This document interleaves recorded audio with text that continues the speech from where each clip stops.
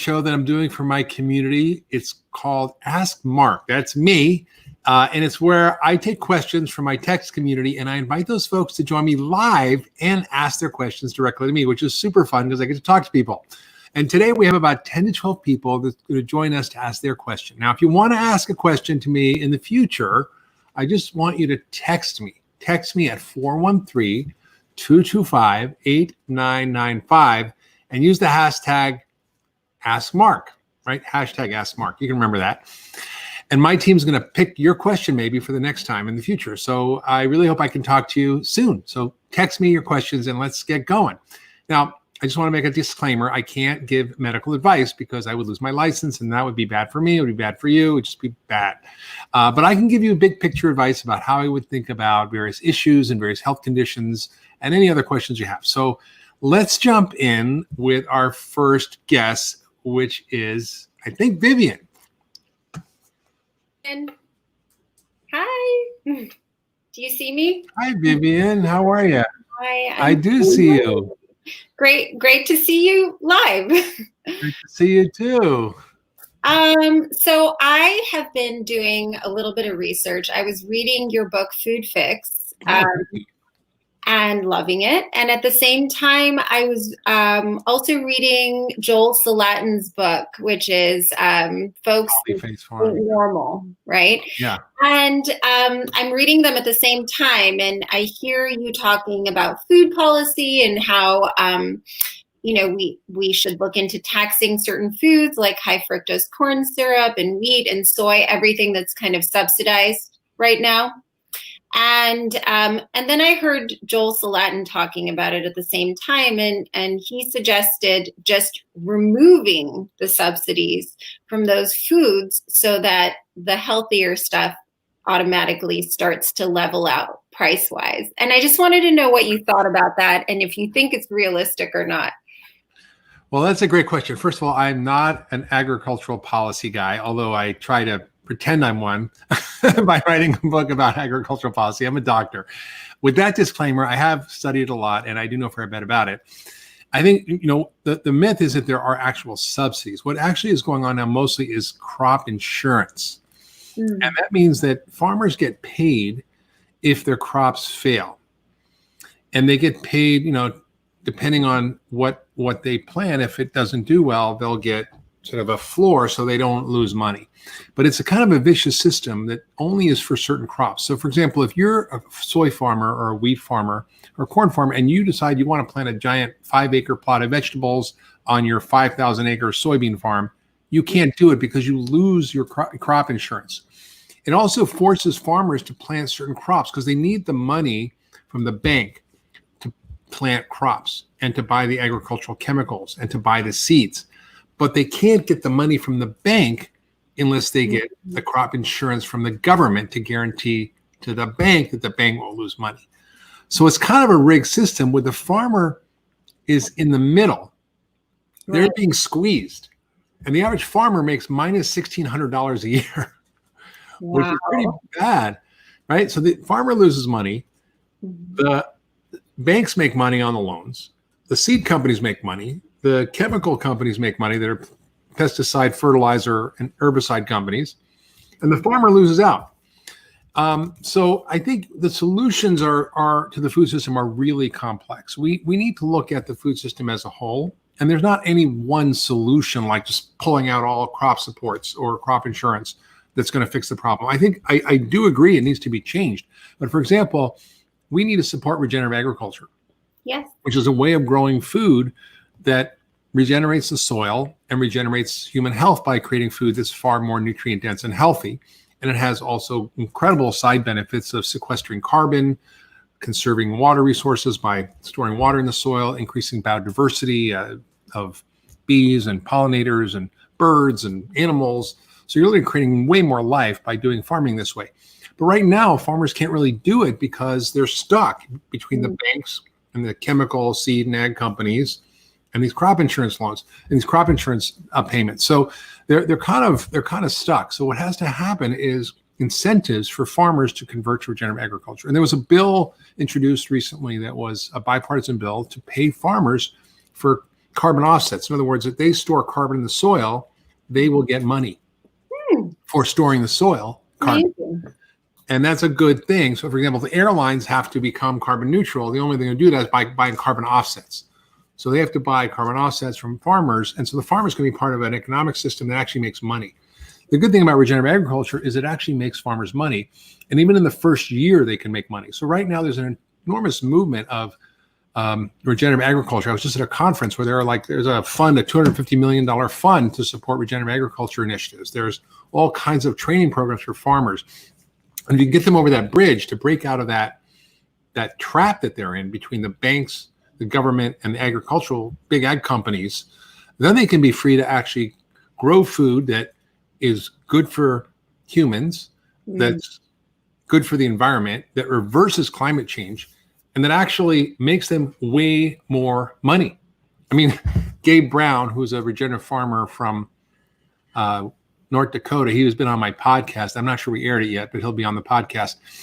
And he was a traditional North Dakota farmer with 5,000 acres of land, and he was, doing the big corn and soy and big ag chemical stuff. And his farm got decimated by the hailstorms and by droughts. And after a number of years, he was going to have to close. And he began reading Thomas Jefferson's journals. And in Thomas Jefferson's journals, he learned about methods of agriculture that actually built and restored soil, like no-till agriculture, crop rotations, and cover crops, and integrating animals into the agricultural cycle. So you use the poop and the pee and the grazing to actually stimulate soil building. And you do all these things in a way that are actually learning how to work with ecosystems. And so he started trying this, and he started actually being very successful. And now he tells me he doesn't use any agricultural inputs, no seeds, no chemicals, nothing, fertilizer, pesticides, barely use any irrigation, because this soil holds so much water. Every 1% organic matter, you can hold 27,000 gallons of water per acre. He built 29 inches of soil, and for every 1% organic matter, you can hold tremendous amounts of carbon. It's actually how the cycle works. So people are listening, what is he talking about? Well, where does the word carbohydrate come from? It comes from the word carbon, right?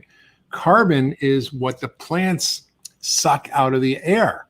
So they breathe carbon dioxide, and they put that carbon down into their plants, which makes like broccoli is a carbohydrate. It's made of carbon.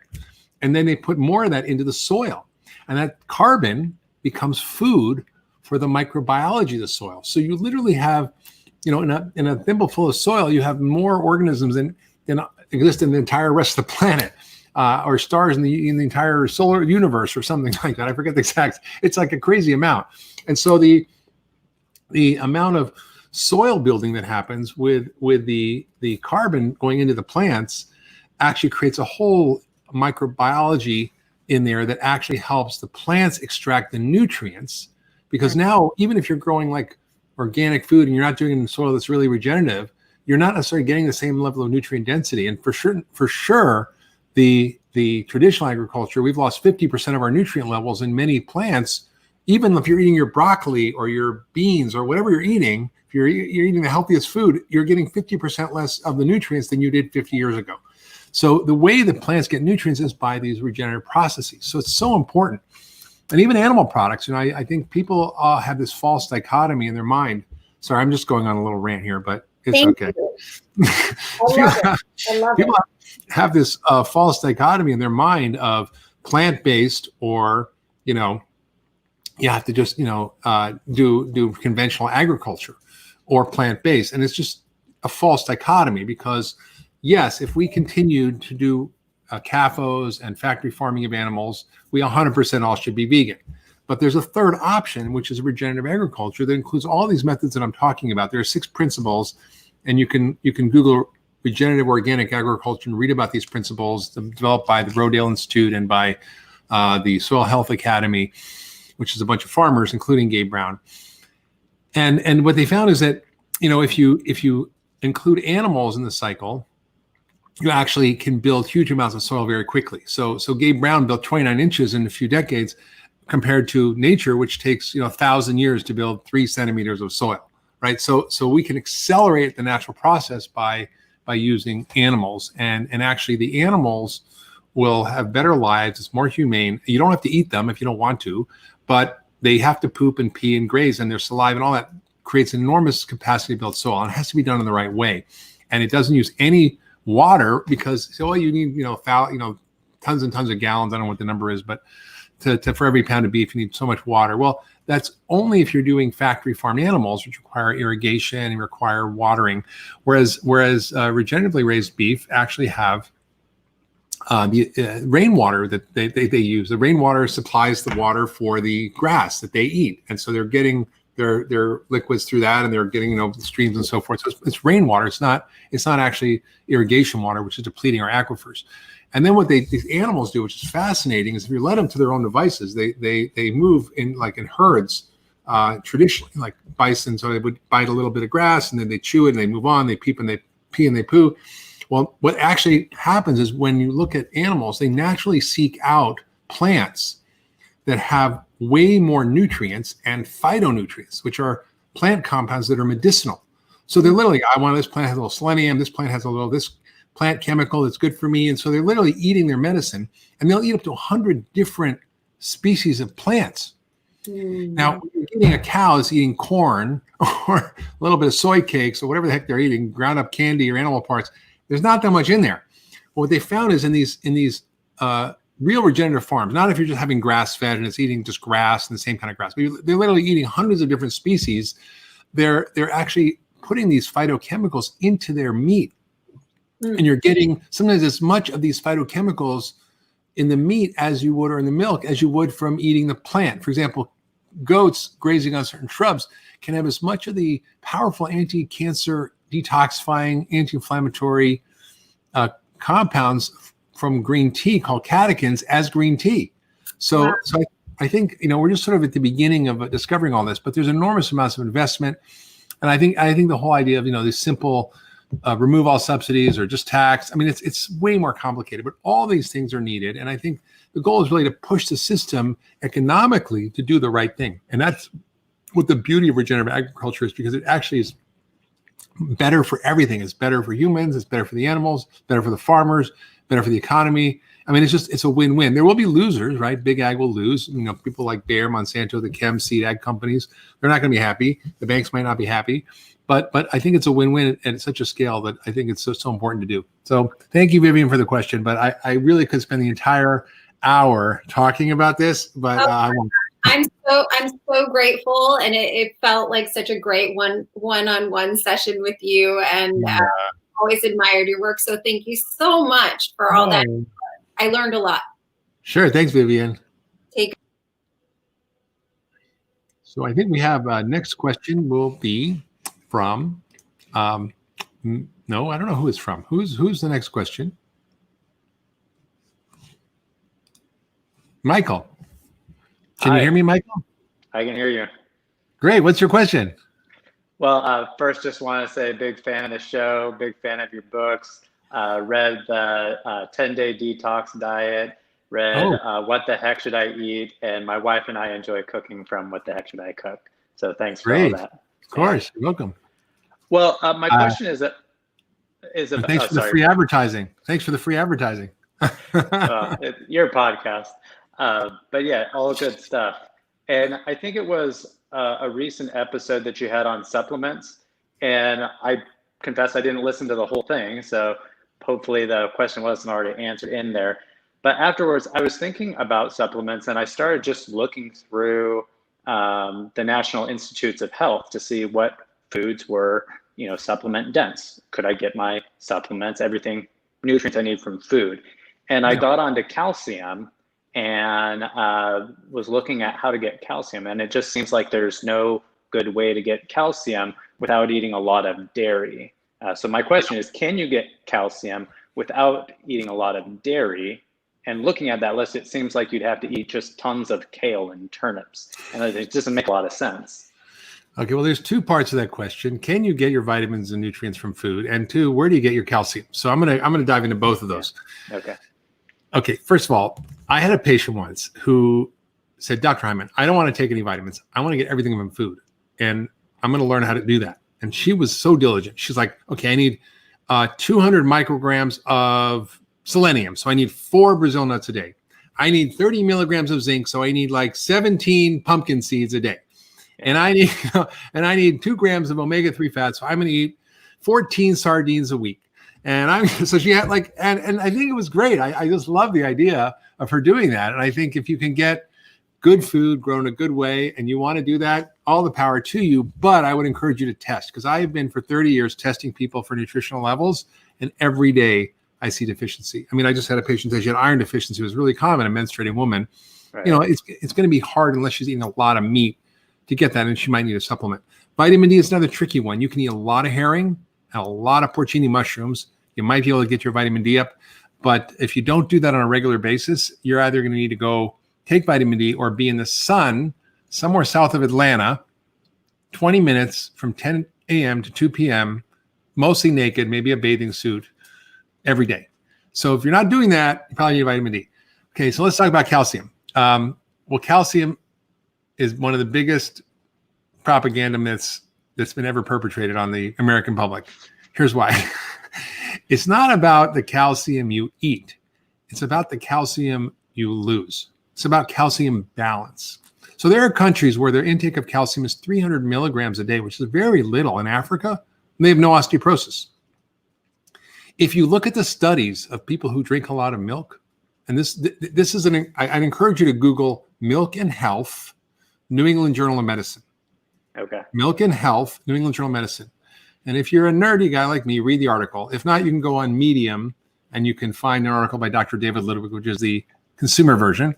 But essentially, he and his colleague from Harvard, these are top Harvard researchers, have broken down all the myths about dairy and say that, in fact, those people who are drinking more milk have more fractures, have more risk of various diseases, have more issues, especially if you drink low-fat milk, you have more risk of weight gain because you're hungry because there's no fat. So, I mean, there's a whole bunch of issues around cancer and other things. So I think the myth that we have to have dairy is just a myth. In fact, the Dairy Council was supported by the government. Well, there's something called the Checkoff program, which is essentially a government program that ties basically money from the food industry and from these councils like the Dairy Council, the Egg Council, the Beef Council, all this.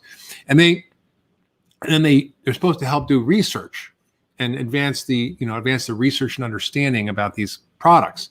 Well, what they do is actually market for them. So they'll take this money and then the government pays for the got milk ads. Remember those got milk ads? Mm-hmm. Well, they were all false. And in fact, the FTC, the Federal Trade Commission, said, wait a minute, there isn't proof for the claims you're making. So stop running those ads. So you might have noticed those ads don't exist anymore. That wasn't an accident. They were working. They were working very well. But the other part of the government said, hey, you guys have no proof that what you're saying is true. The science doesn't support it. The reason we are told to drink 3 glasses of milk a day by the government has nothing to do with science and has everything to do with lobbying. So I think that that said, the things that cause you to lose your calcium are alcohol, caffeine, phosphoric acid, which is in soda, particularly Cokes, right? Colas, salt, sugar, stress, smoking, lack of exercise, obviously, lack of vitamin D. So I think vitamin D is far more important in maintaining your bone health than calcium. And I think that making sure your vitamin D levels between 50 and 75 is really key. So you can't just say, I'm going to take this much vitamin D and be fine. You have to actually measure. Some people need 10,000, some people need 1,000 to get to that. You don't hear about that vitamin D and bone health. Oh, well, it is critical. I mean, it's why they fortify milk with vitamin D. It's not naturally found in milk, right? Mm-hmm. It's not naturally in milk. So, would it be fair to conclude that on that same National Institutes of Health where I was trying to get smart on calcium, the daily value of calcium, I guess I should disregard that as well? Yeah, no, because it's like well, if you're taking in like 300 and you're putting out 200, you're plus 100. If you're taking in 1,500 and you're putting out 1,600 because of your lifestyle, you're losing 100. So it doesn't matter. Yeah. And I think, with that said, the best source of calcium are tahini, which is sesame seeds, incredibly high in calcium. Chia seeds, more calcium per serving than milk. and also sardines and salmon with the bones in them. You can eat the bones. That's how a lot of people got calcium. And of course, all the dark green leafy vegetables. So as long as you're balancing out your calcium by not doing all the things that aren't good for you anyway, right? Drinking soda and tons of salt and alcohol and too much stress and all the things I mentioned, then you should be fine. Very helpful. Thanks. No problem.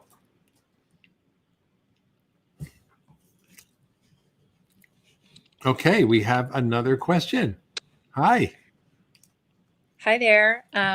Thanks for How are having me you? on. I love your podcast, The Doctor's Pharmacy, Oh, and thank you.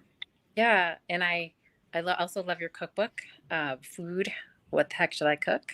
Oh, And thank you. that is one of the reasons I have this question is because I am always looking for creative and delicious ways to eat my medicine. And I've been on a strict anti-inflammatory diet now for about almost 6 months, Oh, which is how's it awesome. going?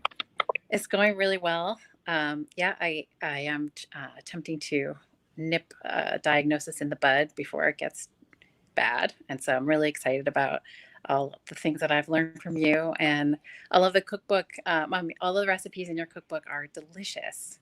And in particular, I was really surprised at how delicious the sardine cakes were. Oh, yeah. And because I've always kind of been like, ugh, sardines. I know they're good for me. I'm not sure why exactly, but and I know they're also like a responsible thing for us to be buying and eating compared to other types of fish. But my question is, what makes them so healthy, and what besides sardine cakes can I make with them? What are your favorite things to make with sardines? Okay, great. So, first of all, we just talked about milk, and milk is often called nature's perfect food, which it is, but only if you're a calf. Sardines, on the other hand, are nature's perfect food. And here's why.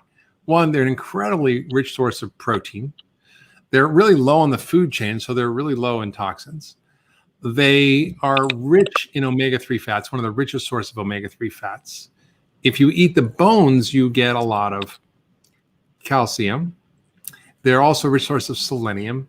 And also they have iodine, which is really healthy for you. And they have something called choline. They're one of the richest sources of choline, which is one of the most important things for your brain health and for liver detoxification.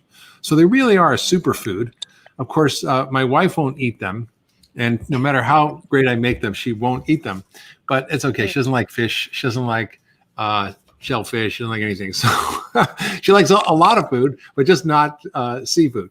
And the way I like them, I mean, I'm sort of hardcore. So I just open up a can and just eat them on a cracker. Like I go for it because it's like, but sometimes you can. It's great for a picnic. It's a really easy thing to pack on a picnic. Yeah. So easy for a picnic. You can sprinkle lemon on them. Sometimes I'll mash them up and make like a sardine mash. You can put it on crackers. You can put lemon, parsley, a little garlic, salt, pepper. So you can kind of mush them up.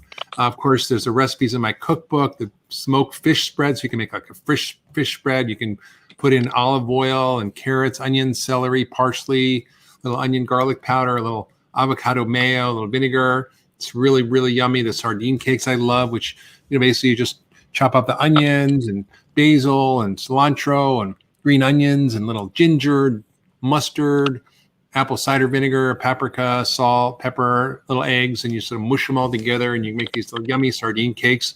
So I really love sardines. And I love mackerel. You can get canned mackerel. You can get canned herring. I get it from Vital Choice Seafood is a great resource. They really are very conscious about where they get their stuff. My wife, really must love me because, she went to Portugal for a trip and her present to me was a big giant box of Portuguese sardines. Wow. So she wouldn't eat them, but she lets me eat them. I just have to brush my teeth before I kiss her. Yeah, but it is kind of a smelly thing to bring to into a room if people don't like them. But it's true. Yeah, it's true. It's true. Awesome. Well, thanks. Thanks for answering the question. I'm gonna have some sardines sometime soon. Great.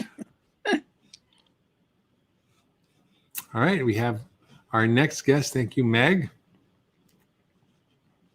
Hi, how are you? Hi, Dr. Hyman. Good. I'm doing well. How are you? Good. You have a question? Yes. So I've been listening to your podcast, enjoyed that, and got your recent cookbook. And so my question is, I've started eating healthier and doing things that you recommend, reducing stress and exercising, trying to do it more regularly. And I'm looking at my cholesterol numbers, which are on the borderline. And what I get confused about is the role that saturated fat plays in my diet, because some doctors I hear talk about lowering your fat and trying to reduce saturated fat. But then I hear you talk about eating coconuts and Yeah, it's confusing. great question. It is confusing. It's confusing for you. It's confusing for most doctors. It's confusing for nutritionists. It's confusing for pretty much everybody. And here's the reason. There is no one simple answer. We are complex human beings that are all genetically different and all respond differently to different diets. So I've had patients, for example, who had super high cholesterol and very high triglycerides, very low HDL, were overweight and struggled like crazy to lose weight and fix their cholesterol. And I put them on basically a coconut oil and saturated fat and butter diet. And their numbers dropped like boom, just like cholesterol dropped 150 points, triglycerides dropped 300 points, HDL went up 30 points. I mean, stuff you just never see. And she lost 20 pounds. I had another patient who was an avid cyclist, and he wanted to try a more kind of ketogenic like diet. And he was like cycling 40, 50 miles a day, and his numbers went through the roof. And so there is a phenomena called lean mass hyperresponder, which I'm one of those, which is if you eat a lot of saturated fat, you actually can increase your lipids in a way that's probably not good. So we're all genetically very different. And one day there will be a test, which you just prick your finger or take a cheek swab, and you get a sample sent off to the lab, and they'll say, gee, you should eat these fats and you shouldn't eat those fats. And we have some of that already. We do some of these testing at the Ultra Wellness Center, but I think we're going to become much more sophisticated about it. So really, it's not also just about the LDL cholesterol, which most doctors focus on, which is really because we have drugs that are designed to focus on LDL cholesterol, right? I mean, it's really right. It's not just the right thing to treat. I mean, it's sort of like the thing is, if all you have to hammer, everything looks like a nail. So if all you have is drugs that lower LDL, then that's the problem, right? But it turns out it's really not the problem. The problem is metabolic syndrome or prediabetes or insulin resistance, which affects probably 70, probably to 88% of the population to some degree. And that is what drives most of the problem. And that's driven by carbohydrates, not by fat. So I've written a book called Eat Fat, Get Thin, which I went into all this in great detail. And the science has certainly advanced since then, but pretty much the principles are the same. That it's starch and sugar that are driving the bad cholesterol profile we call the atherogenic profile. That means you get small, dense LDL particles. You get a lot of them. You get high triglycerides. You get low HDL. You get lots of inflammation. Your blood sugar is a little too high. Your insulin is a little too high. That all drives high blood pressure, high cholesterol, high blood sugar. That is not fixed by eating less fat. That's fixed by eating more fat and by eating less starch and sugar, or no starch and sugar, depending on how severe you are. If you're diabetic, you might need to do that. So you have to also look at the whole profile. And there's a test that most doctors don't do. It's called NMR, or it's called Cardio IQ. NMR is from LabCorp, which is something you can just get your doctor to order, or from Quest, which also you can get your doctor to order. And that looks at the particle number, the particle size of both HDL, LDL, triglycerides. So it's a much more sophisticated test. What we're doing now is basically like looking at an X-ray instead of an MRI. In fact, the test that's used to actually, or scale, because the LDL particles, we measure the LDL cholesterol and cholesterol, we're measuring by weight. So it's milligrams per deciliter. So how much does your cholesterol weigh? That's how we figured it out. The NMR test is actually looking at it through an nuclear magnetic resonance imaging. So NMR stands for an MRI of your cholesterol, literally.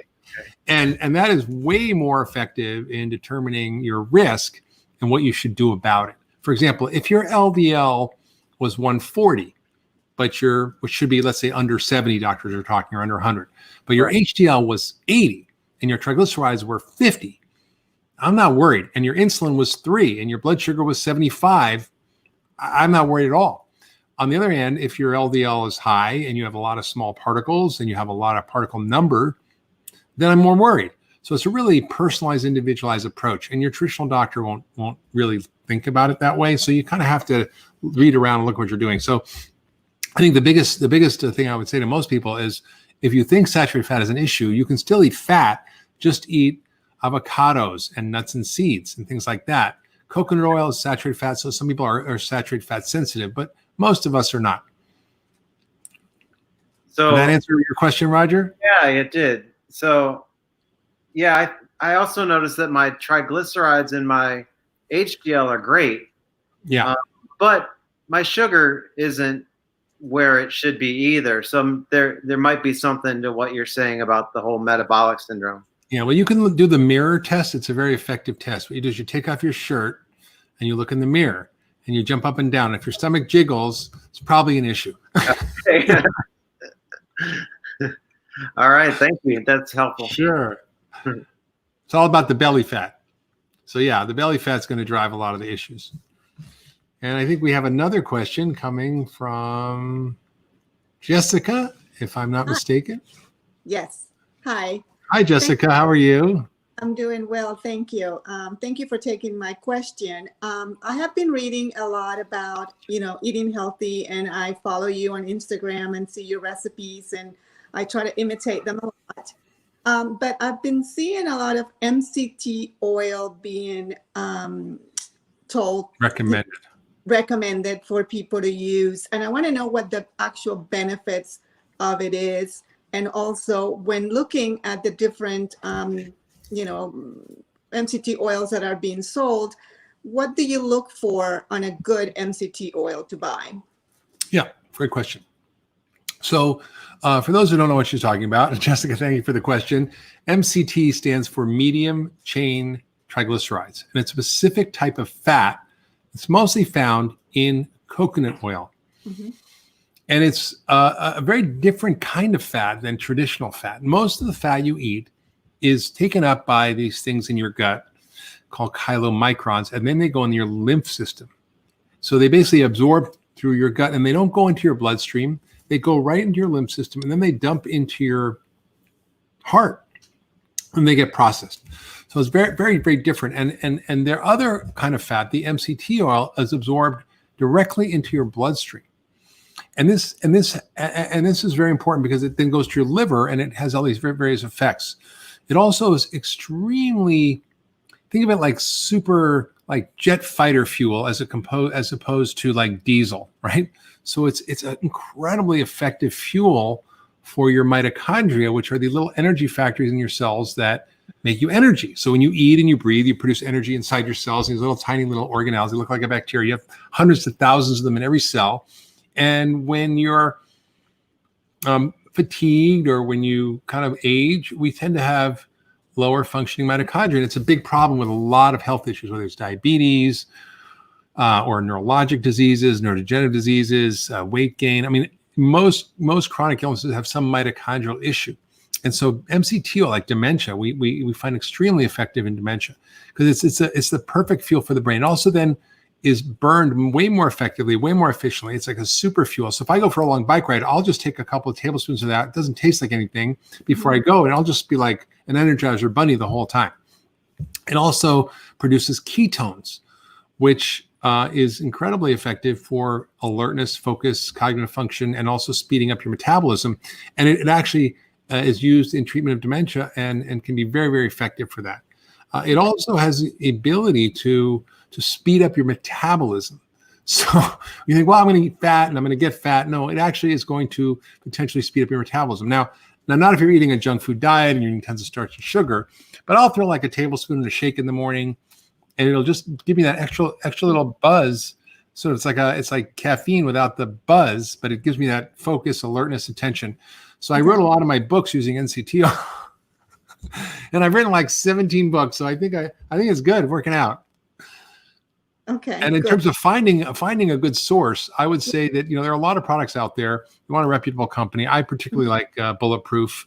My friend Dave Asprey runs the company. He's very religious and diligent about sourcing the right coconut, and also the process by extracting it. And also there's different MCTOs. So there's different sizes of the change. There's C8, there's C10, C12. So you want more of the C8. So he's purified his in a certain way that has the most benefits.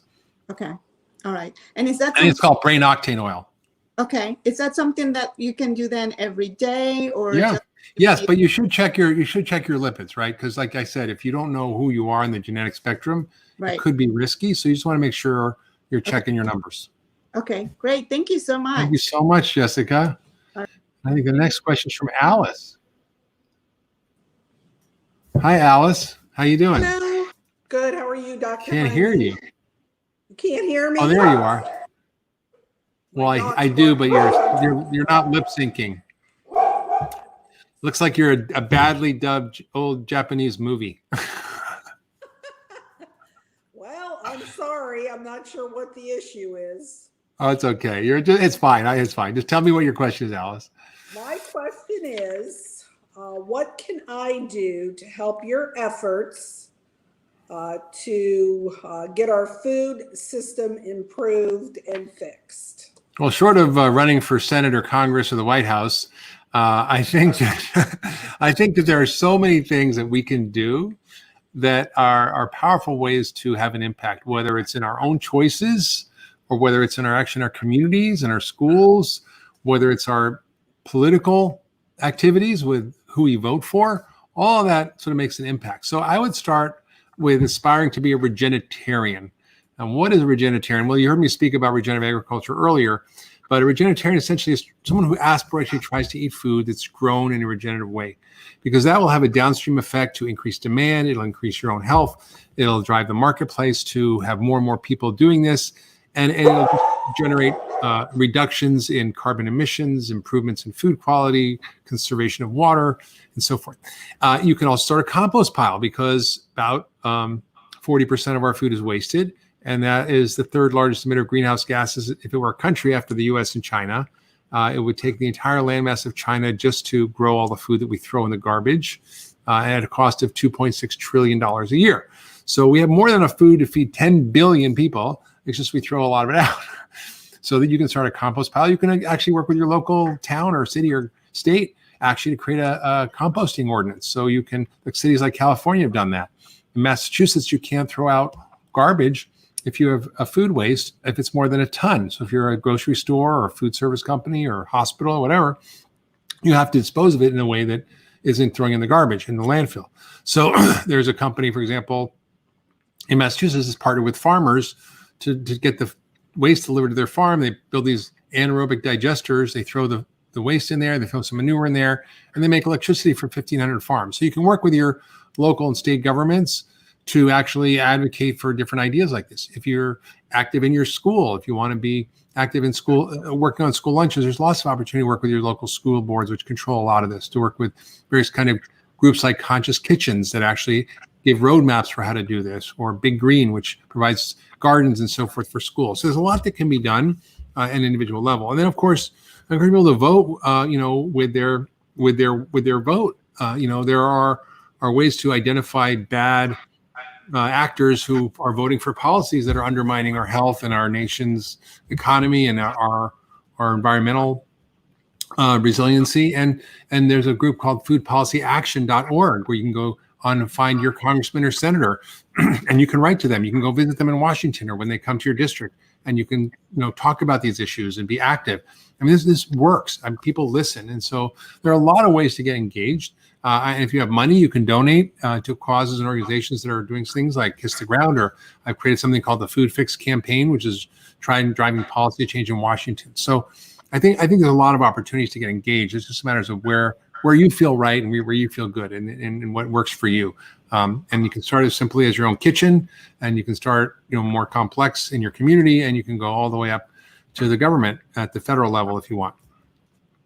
Very good. Well, thank you. I'm a huge fan. I've been following you for a long time, and I really appreciate what you're doing. Thank you. And Alice, if you go to foodfixbook.com, you can download the the food fix action guide. And there's really a whole list of suggestions of ways you can get involved, whether it's joining community supported agriculture or sourcing from regenerative ranchers, which I list in there. So there's a lot of opportunities to actually make a difference. Okay, well, I have your Food Fix program, so I will. Oh, good. I will continue to read that and get more information. And again, I appreciate everything you're doing. Thank you, Alice. All right. I think next we have Christina Harvey. Hi, Dr. Hyman. Hi, Christina. How are you? I'm good. How's it going? Great. Good. Where are you? I love your podcasts. And my husband and I just recently got into your 10-day detox book and have been dabbling with some of the recipes for dinner. So Oh, good. Yeah, it's delicious, actually. It really is good. it's so good. Scallops and asparagus were our favorites. So. Yum. But I do have a question for you. What are the best strategies in health and fitness to reverse like a prediabetes or even a fasting glucose? Blood sugar that's high. Yeah, just like an elevated level. I know that because so I had my son 4 years ago, and I noticed that since having him, every time I get my labs drawn, the glucose is just like A little high. it's a little high. Yeah. Yeah. Well, there's a couple of issues there. One, diabetes and prediabetes are completely preventable and reversible. And it didn't even really exist until the last couple hundred years. Like it just wasn't a thing. Like type 1 diabetes, I think, occurred. But if you look back at the hospital records and so forth, now 1 in 2 Americans have prediabetes or type 2 diabetes. It probably more even have pre-diabetes, metabolic poor health, which is 88% of us. So you're talking about 88% of us being somewhere on that spectrum. Right. And the reason we're on that spectrum is very simple.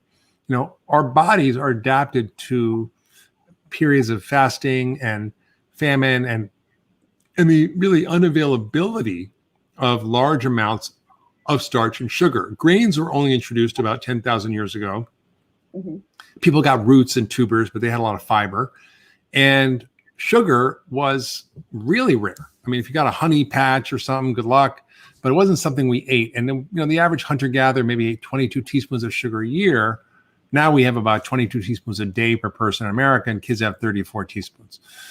So starch and sugar are really driving this. And depending on your genetics, like even if you are not normal weight, you can be still having this issue. Right. And so I think there's a whole condition called metabolically obese normal weight. So you look thin on the outside, but you're fat on the inside.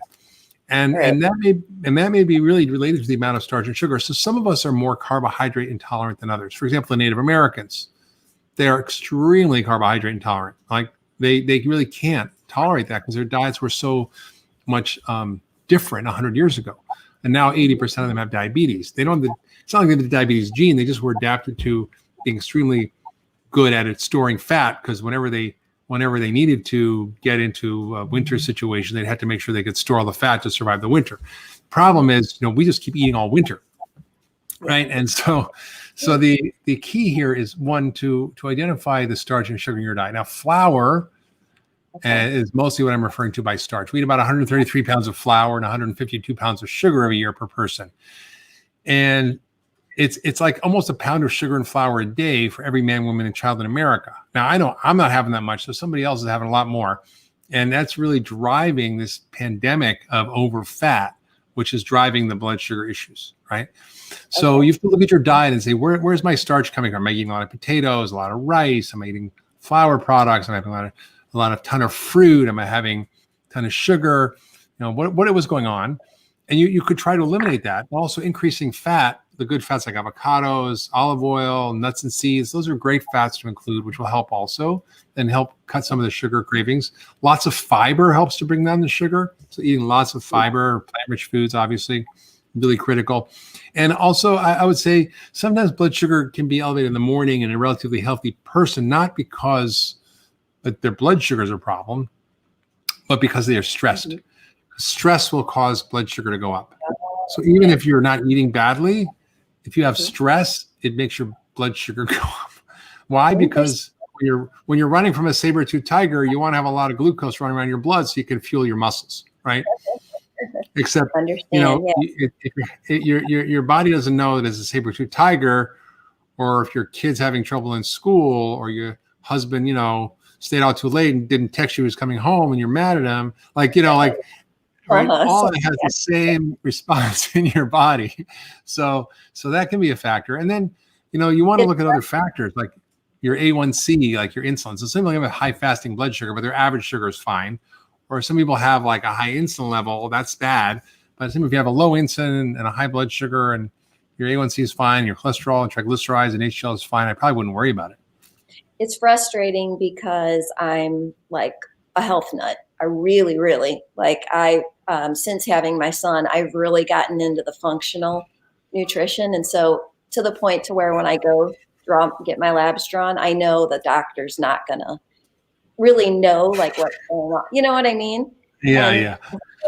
Because I do resistance training. I do intervals. I, eat a lot of vegetables, fruits, hardly any sugar, I drink a lot of water. I do a lot of the right things. And then to kind of see that you're like, but there's something like, I just want to know what it is. Bottle of wine you're having every night? What? Yeah. No. Well, like I said, it may be elevated, but it may not be a problem. In other words, still may not stay elevated. So for example, if you got a continuous glucose monitor, you could measure your blood sugar all day long and you would see what the swings are and the patterns are. But if you're otherwise healthy and all your other numbers are good, I don't usually worry about it. Thank you so much. Sure. Thanks, Christina. And next we have Melina. Yes. Hi. Thank you so much for taking the time. Hi. My question is in reference to my son. He's 13. And since last year in his annual checkup, he came like underweight. Yeah. To give you an idea, he's 4'11" and he's like 75 pounds. Does he eat healthy or not? What? The diet has been a struggle. Like the doctor is giving him milk, but he's always have a runny nose. Should we give him a lot of protein? Giving him milk. Right. We try to give him protein, starchy food, so he gains some weight. I've been trying to give him vegetables, but he hates everything that I cook with vegetables.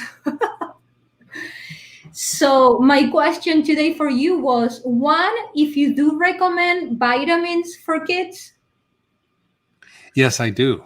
And two is if you have any tips in a diet for a 13-year-old. Well, I've had teenagers and this is not an easy age. And I often say jokingly to my friends when they have teenagers that, adolescence is a period of temporary psychosis. So just don't pay any attention to what your kids say. They don't mean it and they'll grow out of it. And I think there's some truth in that. What I normally do is I get kids started early, cooking with me, being in the kitchen, shopping with me. So it becomes part of their life. And I was very focused on this with my kids. So when my kids were a year old and they were in the kitchen making a mess with stuff and they were helping me cook and we had a garden. And so I think it requires, a really early start for kids to start to really understand and be able to taste amazing food. Like, have a kid go to a garden and pick a cherry tomato and eat off the plant. And it's like melts in your mouth and it's sweet and rich and delicious. I think the reason kids don't like vegetables often is because they just had bad vegetables. I'm not saying that you're a bad cook or that you don't make good vegetables, but I just think in general, I think there's an issue there. And I think that our taste buds have become hijacked by the food industry. So if you are eating junk food, if you're eating artificial sweeteners, if you're eating all these artificial chemicals on your tongue every day, it's like a food carnival. And when you're dealing with a carnival, it's like hard to pay attention to anything else. Right. And so I think helping kids learn how to enjoy food and get in the kitchen and cook is a really good thing. and try to focus on the thing he cares about. Does he have acne? Does he want to grow big and strong? Like, what does he care about? Right now, he doesn't care about much, to be honest. We are in quarantine, 4 months inside our house. So it's not that we can really have a lot of things to help him out. But the doctors always, the information that they give you is so confusing or so opposite to what you read your books or follow people. The doctor is ask the doctor how many milk a day. Yeah, ask the doctor how many years of nutrition research and study he's done and how many hours he had in medical school. It's probably going to be pretty little. So I think don't get your nutrition advice from doctors. I hate to say it. Right, so it's so frustrating. Unless they've been trained properly, right? I think that's the challenge. And I think functional medicine doctors are much better at that. There are ways to increase it. I mean, there are ways to get him shakes of stuff that he might like protein shakes. You can add fats in there. You can add things that taste good.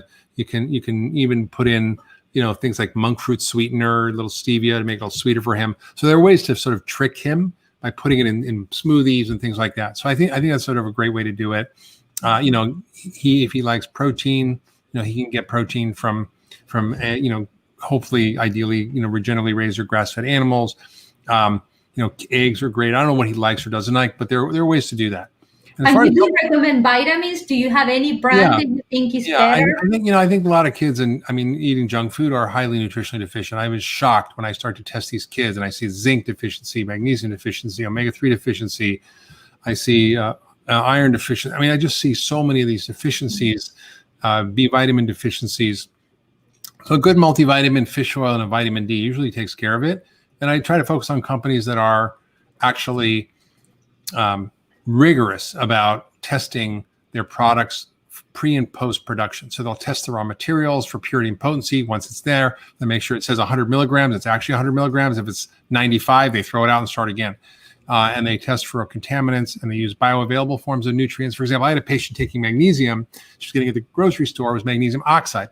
Didn't help her at all because magnesium oxide is not very well absorbed. So I gave her a different form of magnesium and it was absorbed. So it really is important. And I have these companies that I've used over the years that I recommend to my patients that are quite good. They're mostly professional brands, but you can get access to them in specialty pharmacies. You can go to Whole Foods. You probably get better quality products, but you have to do a little homework. Okay, I will. Thank you so much. Of course. And our next question is from Lisette. Hi, Dr. Mark Hyman. Hi, how are you? Good, how are you? Good. I'm doing good. Great. So my question is, what is your advice to someone wanting to pursue a career in functional medicine? Well, it depends on what you want to do because there's so many ways to get into it. You can be a health coach, you can be a nutritionist, you can be a doctor, you can be a physician's assistant, a nurse practitioner. So there's a lot of ways to actually get in. And I think it depends on what your abilities are, your interests are, what you want to do. I obviously I'm biased. I'm a doctor because it gives you the most flexibility. It gives you the most understanding, the most training, but you don't have to be. I have a physician's assistant. It's a 2 years training. She's probably as good or better than a lot of functional medicine doctors. I know I shouldn't say that, but she's really talented. She's really smart. I've trained her. And I think it depends on what you're really wanting to do with your life, what you want to do. So I think, the Functional Medicine Coaching Academy is a great place to start if you just want to be a health coach. If you want to be a nutritionist, you have to get regular training, but there's IFNA, which is the Integrated Functional Nutrition Academy. The Institute for Functional Medicine is a great resource if you want to go on to further training. There are medical schools now that are looking more at progressive education around nutrition, like Tulane has a culinary medicine program. So I think depending on what you're wanting to do and where you're wanting to go, there's sort of a lot of options. Okay, great. Of course. Well, good luck with your choices. Thank you. Of course. And last but not least is Marianne. Hello. Thank you so much for taking my call. Here's my question. I'm curious about Candida, and I have heard you talk about this a lot. So I'm not a novice on your opinion, but I'd like an update on it. Okay. So it seems like in the last several years, people thought, Candida is a big deal. In the last year or so, not so much of a big deal. So tell me again why you believe it's important, and then probably more importantly, how we could control it. So I did one of those fasting things to get it under control, and I believe I did, but then I believe it's back again. And I've heard you talk about a specific drug that you often use rather than having people just, hone down their diet. But I don't remember the name of that drug. Sure. Well, this is a long conversation, but the whole Candida craze is kind of unfortunate because it's like anything else. Everybody gets on keto or Candida or this or that, and it's just so extreme. And there's a kernel of truth within all of it. And the question is, does it apply to you? Now, I don't think every problem under the sun is Candida. And I often think of it more of as yeast overgrowth or fungal overgrowth. Yes, that's what I mean. Yeah. Right. So Candida is a very specific yeast, but there are many, many yeast. And you always have yeast and fungus in your gut. It's normal. Understood. Right? It's normal. Yep. But it's when it gets out of control that's a problem. So if you're diabetic, for example, and your blood sugar is really high, you're way more prone to yeast infections, right? If you're on the pill and you're a woman, the estrogen tends to cause more yeast infections, right? So if you've taken antibiotic, it screws up the gut flora and lets the yeast take over.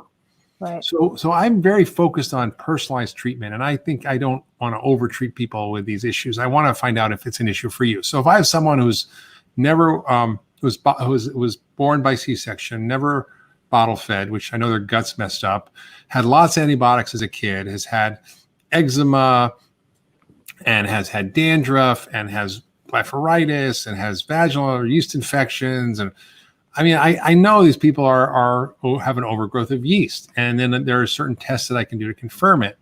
But I use a lot of history. If you have anal itching, there's a whole bunch of things, which can have many causes, but there's a whole bunch of things that can really give you a clue as a doctor or health provider whether this person has a risk for increased overgrowth of yeast. And then there's some tests, there's stool tests, and they can be helpful, but they're not definitive because you're trying to culture something, you can't always grow it because it may not grow. There are urine tests that look at metabolites of yeast that I find very helpful on organic acid test. You can measure antibodies, but that doesn't really tell you much except that you've been exposed to it at some time. And there are immune complexes you can measure, which may indicate their immune system's a little irritated by it.